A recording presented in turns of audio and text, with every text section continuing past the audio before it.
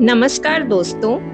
आज हम सुनेंगे प्रसिद्ध चेक लेखक कारेल चापेक की एक रोचक कहानी, द मिसिंग लेटर।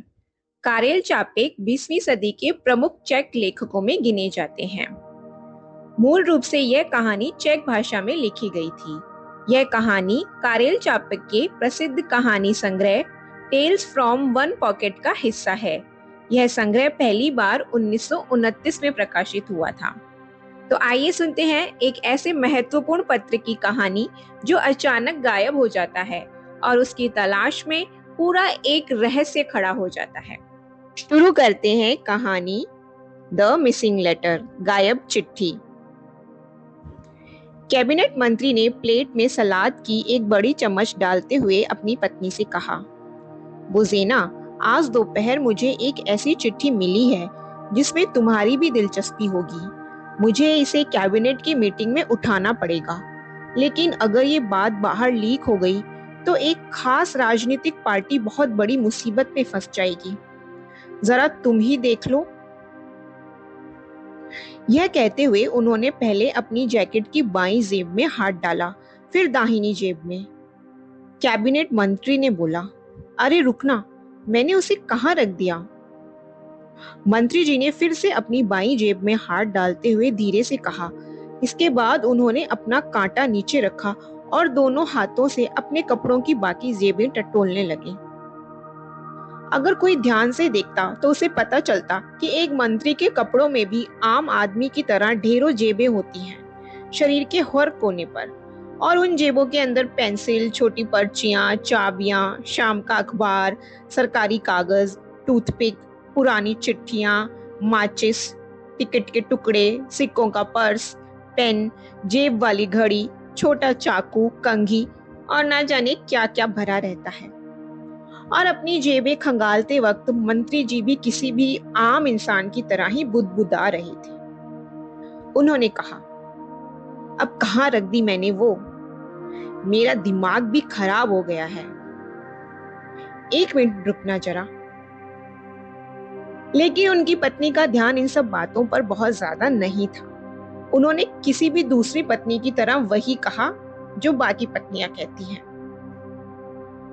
सुनो, पहले खाना खा लो, तुम्हारा खाना ठंडा हो रहा है। मंत्री जी बोले, हाँ हाँ ठीक है। मंत्री जी ने जेब का सारा सामान वापस जगह पे रखते हुए कहा, शायद मैं उसे अपने कमरे की मेज पर ही छोड़ आया हूँ, वहीं बैठ के पढ़ रहा था। तुम सोच भी नहीं सकती। उन्होंने बड़े मजे से टोस्ट का एक टुकड़ा लेते हुए आगे कहा, क्या तुम अंदाजा लगा सकती हो कि किसी ने मुझे एक असली चिट्ठी भेजी है? अरे एक सेकंड रुकना। वे अचानक घबराकर मेज से उठ खड़े हुए। मैं जरा कमरे में देखकर आता हूँ, शायद मेज पर ही छूट गई है। और वे चले गए। जब 10 मिनट तक वे वापस नहीं आए तो बोजेना उन्हें देखने गई। मंत्री जी अपने कमरे के बीचों बीच फर्श पर बैठे थे और मेज से निकाले गए कागजों और चिट्ठियों को एक एक पन्ना करके देख रहे थे। पत्नी बोजेना ने हल्की सी चिड़चिड़ाहट के साथ पूछा, क्या मैं तुम्हारा खाना दोबारा गर्म कर दूं? मंत्री जी ने बोला, बस अभी आया, 1 मिनट। मंत्री जी ने बिना ध्यान हटाए जवाब दिया, शायद कागजों के बीच कहीं दब गई है। अगर नहीं मिली तो बड़ी बेवकूफी होगी, लेकिन ऐसा हो नहीं सकता, होगी तो यहीं कहीं। पहले खाना खा लो फिर ढूंढ लेना, पत्नी ने सलाह दी। अभी आया, बस अभी आया, मंत्री जी ने झुंझलाते हुए कहा, बस मिल जाए। वो एक पीले रंग के लिफाफे में थी। अरे यार, मैं तो सच में पागल हो चुका हूँ। वे कागजों का अगला ढेर खंगालते हुए गुस्से में बोले, मैंने उसे यहीं अपनी मेज पर पड़ा था और जब तुमने खाने के लिए बुलाया मैं अपनी जगह से हिला तक नहीं। अब कहाँ जा सकती है वो?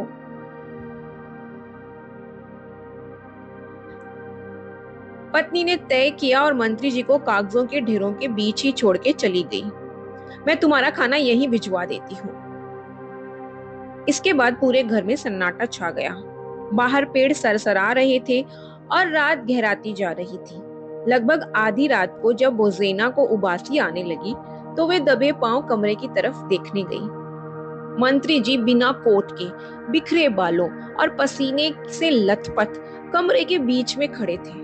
फर्श पर चारों तरफ कागजों का ढेर लगा था। फर्नीचर दीवारों से दूर खींच दिया गया था।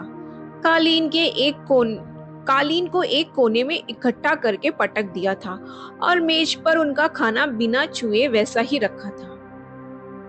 हे भगवान, तुम यहाँ क्या कर रहे हो? पत्नी बोनेजा हैरान होकर बोली। भगवान के लिए क्या तुम मुझे थोड़ा चैन से रहने दोगी? मंत्री जी ने पलटकर गुस्से में बोला। क्या हर 5 मिनट में टोकना जरूरी है?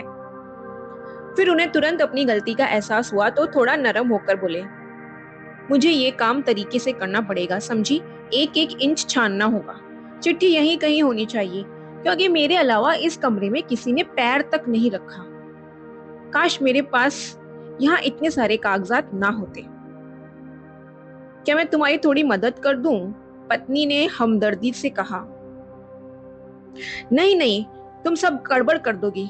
मंत्री जी ने कमरे के फैले सामान की तरफ इशारा करते हुए घबराकर कहा। तुम जाके सो जाओ, मैं बस अभी आ रहा हूँ। रात के 3 बजे मंत्री जी भारी सांस भरते हुए बिस्तर पर लेटे। यह हो नहीं सकता, उन्होंने मन में सोचा। मुझे वह पीले लिफाफे वाली चिट्ठी 5 बजे की डाक में मिली। मैंने उसे मेज पर बैठकर पढ़ा और 8 बजे तक काम करता रहा। 8 बजे मैं खाना खाने गया और 5 मिनट से भी कम समय में वापस ढूंढने भाग आया। उन 5 मिनटों में कोई इतनी जल्दी कैसे? वे विचार आते ही मंत्री जी बिस्तर से उछलकर खड़े हुए और वापस कमरे की तरफ भागे। ये सच है कि खिड़की खुली थी, लेकिन कमरा दूसरी मंजिल पर था और खिड़की सड़क की तरफ खुलती थी। यह तो मुमकिन ही नहीं कि कोई खिड़की से बिना दिखे अंदर आ जाए। पर उन्होंने सोचा कि सुबह इस बात की भी जांच करवाऊंगा। वे फिर बिस्तर पर आकर लेटे। अरे रुकना, अचानक उनके दिमाग में आया। मैंने किसी किताब में पढ़ा था कि ऐसी चीजें अक्सर आंखों के ठीक सामने पड़ी होती हैं और उन पर ध्यान नहीं जाता। वे फिर से दौड़कर कमरे में गए ताकि देख सके कि आंखों के ठीक सामने क्या पड़ा है। पर वहां कागजों के ढेर, उखड़ी हुई दराजें और उनके ढूंढने की वजह से फैला भयानक कचरा दिख रहा था। कोसते और आहें भरते हुए मंत्री जी वापस आकर लेट गए, पर नींद उनकी उड़ चुकी थी। वे सुबह 6 बजे तक जैसे तैसे रुके। 6 बजते ही उन्होंने फोन पर गृह मंत्री को तुरंत जगाने की जिद पकड़ ली। जब फोन जुड़ा तो वे घबरा के बोले, ये बेहद जरूरी मामला है, सुन रहे हो ना तुम? मुझे माफ करना भाई, पर प्लीज अपनी 3-4 सबसे होशियार आदमियों को तुरंत मेरे घर भेजो। हाँ, जासूस जो सबसे भरोसेमंद हो। मेरा एक बहुत ही जरूरी कागज गायब हो गया है। ये बड़ी ही अजीब बात हो गई है। हाँ, मैं इंतजार कर रहा हूँ। क्या सब कुछ वैसा ही छोड़ दूं? क्या सच में ये जरूरी है? ठीक है, चोरी मुझे नहीं पता। देखो, ये बात बिल्कुल गुप्त रहनी चाहिए, किसी को पता ना चले। शुक्रिया तुम्हारा, और माफ करना इतने तड़के। सुबह 8 बजे तक पता चला कि सबसे होशियार और भरोसेमंद अफसर कुल 7 थे। 7 अफसर हैट पहने मंत्री जी के दरवाजे पर आ खड़े हुए। देखिए जनाब, मंत्री जी ने उन्हें अपने कमरे में ले जाते हुए कहा, कल रात इसी कमरे से मैंने एक जरूरी चिट्ठी रखी थी। पीले लिफाफे में थी। बैंगनी शाही से उस पर पता लिखा था। उन 7 में से एक अफसर ने सीटी बजाई। उसने कमरे की हालत देख के कहा, कमरे की तो पूरी बैंड बजा दी है हरामजादे ने। मंत्री जी एकदम रुक गए। उन्होंने चौंकते हुए कहा, किसने? चोर ने, और किसने? जासूस ने कमरे का फैलाव देखते हुए जवाब दिया। मंत्री जी का चेहरा हल्का सा लाल पड़ गया। हाँ बिल्कुल, वे जल्दी से बोले। वैसे ढूंढते वक्त मुझसे भी थोड़ी उथल पुथल हो गई थी, पर हाँ, मैं इस बात से पूरी तरह इनकार नहीं कर सकता कि चिट्ठी यहीं कहीं हो। शायद आगे पीछे गिर गई हो। मैं तो कहूंगा कि यह इस कमरे के अलावा कहीं जा ही नहीं सकती। मैंने अपनी तरफ से पूरा कमरा छान मारा है, पर अब यह आप लोगों का काम है, जैसा भी आप सही समझें। जासूसों ने काम शुरू किया।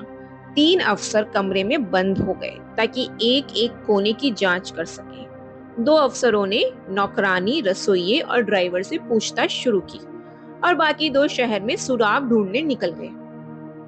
शाम को कमरे वाले तीन अफसरों ने कहा कि अब चिट्ठी के उस कमरे में होने का सवाल ही पैदा नहीं होता, क्योंकि उन्होंने तस्वीरों के फ्रेम तक उखाड़ के देख लिए थे और हर कागज का हिसाब लगा लिया था। पूछताछ वाले दो अफसरों ने बताया कि कमरे में सिर्फ नौकरानी गई थी खाना देने के लिए। हो सकता है वे चिट्ठी उठा ले गई हो, इसलिए उसके बॉयफ्रेंड पर नजर रखी जा रही है, जो टेलीफोन कंपनी में काम करता है। उस रात मंत्री जी को नींद नहीं आई। वे मन ही मन बार बार यही दोहराते रहे। 5 बजे चिट्ठी आई। मैंने मेज पर बैठ के पढ़ी। मैं कमरे से बाहर नहीं गया, तो फिर चिट्ठी गई कहाँ? इस पहेली से तंग आकर उन्होंने नींद की गोली खाई और सुबह तक सोए। अगली सुबह उन्होंने देखा कि सातों में से सिर्फ एक ही जासूस घर पे था। बाकी पूरे शहर में जांच करने के लिए निकल चुके थे। फोन पर गृह मंत्री ने बताया, काम बहुत तेजी से चल रहा है, जैसे कि आपने चिट्ठी के बारे में बताया था। हमें अच्छी तरह से पता है कि इसमें किसका फायदा हो सकता है। अगर हमें किसी खास दफ्तर या अखबार वालों की तलाशी का वारंट मिल जाए तो काम और आसान हो जाएगा। पर चिंता मत कीजिए, काम जारी है। रात के लगभग 1 बजे, चांदनी रात थी। पत्नी बोजेना को लाइब्रेरी में किसी के चलने की आहट सुनाई दी। वे दबे पांव वहां गई। दरवाजा थोड़ा खुला था। अलमारी के सामने मंत्री जी नाइट सूट पहने खड़े थे और अंधेरे में ही किसी मोटी किताब के पन्ने पलट रहे थे और धीरे धीरे कुछ बोल रहे थे। भगवान के लिए अब यहाँ क्या कर रहे हो? पत्नी बोजेना ने हाफते हुए बोला। मंत्री जी ने टालते हुए कहा, बस कुछ देखना था। इतने अंधेरे में? पत्नी ने बोला, मुझे सब दिख रहा है। मंत्री जी ने जोर देके कहा, किताब वापस रखी और बोले, गुड नाइट, और चुपचाप सोने चले गए। बोजेना ने अपना सिर पकड़ लिया। बेचारे उस चिट्ठी के चक्कर में सो भी नहीं पा रहे हैं, उसने सोचा। अगली सुबह मंत्री जी एकदम तरोताजा और खुश दिख रहे थे। पत्नी ने पूछा, जरा बताओगे कल रात तुम लाइब्रेरी में क्या ढूंढ रहे थे? मंत्री जी ने चम्मच रोकी और आंखें फाड़कर बोले, मैं? तुम्हारा दिमाग तो ठीक है? मैं तो लाइब्रेरी गया ही नहीं। मैं तो कुंभकर्ण की तरह सो रहा था। लेकिन मैंने तुमसे वहां बात की थी। तुम किसी किताब के पन्ने पलट रहे थे और कह रहे थे कि तुम्हें कुछ देखना है। पत्नी ने बोला, बकवास, तुमने कोई सपना देखा होगा। मैं रात भर बिस्तर से हिला तक नहीं। मंत्री जी ने कहा। तुम बीच वाली अलमारी के पास खड़े थे। बोजेना अड़ गई। लाइट भी नहीं जलाई थी और कह रहे थे कि तुम्हें अंधेरे में सब दिखाई दे रहा है। मंत्री जी ने अपना सिर पकड़ लिया। अरे भाग्यवान, क्या तुम ये कहना चाहती हो कि मैं नींद में चलता हूँ? फिर खुद को संभालते हुए बोले, छोड़ो, तुमने कोई सपना ही देखा होगा। मुझे पूरा यकीन है कि मुझे नींद में चलने की बीमारी नहीं है। बोजेना ने चिढ़के कहा, रात के 1 बज रहे थे, तो क्या तुम ये कह रहे हो कि मैं पागल हो गई हूँ? मंत्री जी सोच में पड़ गए और चाय में चम्मच घुमाते हुए बोले, 1 मिनट रुको, मुझे दिखाओ जरा कहाँ खड़े थे हम। पत्नी उन्हें लाइब्रेरी ले गई। तुम ठीक इस अलमारी के पास खड़े थे और इस वाली रैक से किताब निकाली थी, बोजेना ने इशारा करते हुए बोला। मंत्री जी ने उलझन में अलमारी की तरफ देखा। उस रैक पर कानून की किताबों का पूरा सेट था। पागल तो मैं ही हो गया हूँ, मंत्री बुदबुदाए और उंगलियों को किताबों पे फेरते हुए उन्होंने एक किताब बाहर निकाली जो गलती से उल्टी रखी हुई थी। किताब हाथ में आते ही वह अपने आप खुल गई और उसके अंदर वही पीला लिफाफा रखा हुआ था। तुम्हें पता है बोजेना, मंत्री जी हैरान होके बोले, मैं कसम खा सकता था कि मैं कमरे से बाहर नहीं निकला, पर अब मुझे धुंधला धुंधला याद आ रहा है। चिट्ठी पढ़ने के बाद मैंने सोचा था कि जरा सन 33 वाला कानून देख लूं।